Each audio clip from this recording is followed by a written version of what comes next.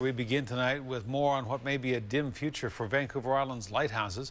As we first told you last night on Vancouver Island Report, Ottawa is pulling the plug on nearly 1,000 of the beacons across the country, including those here on the island.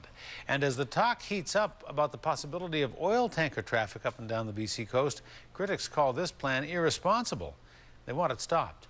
Today, A News reporter Gord Kurbis spoke to one of the most vocal opponents of the plan. There's no question that Campbell River has a strong affection for lighthouses. Here at the Maritime Heritage Centre, there are several replica lighthouses in place, including one that sounds off every day at noon. And a short drive away, Albert Fair has one in his front yard, and near his front door, and on his fireplace. It's all part of a collection his daughters have been building for him. Oh, the girls just decided that because we lived across from a lighthouse, I guess, that I was a lighthouse person. Fair has even built a 2-lighthouse naval scene in an old fish tank, so it's not surprising he wasn't pleased when he heard the recommendation to government to get rid of them. I spend a lot of time in the water, and not as much as a lot of people, but right. I still think it's a good idea to have them out there.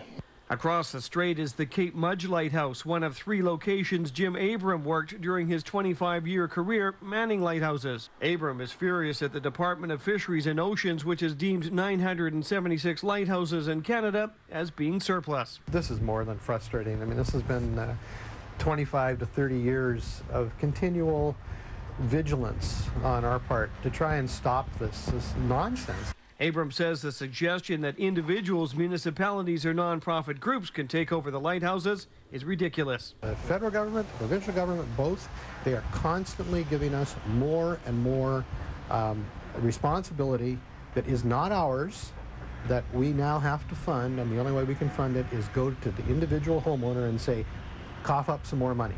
But along with battling the government, he could have a problem convincing some fishermen lighthouses should all be saved.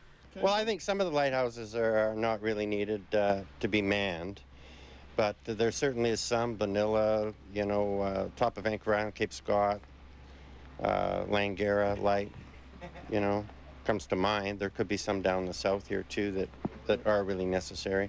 But Abram says the roles of the lighthouse keepers are vital to many different government agencies. They're also often the first responders on the sea when it comes to saving lives.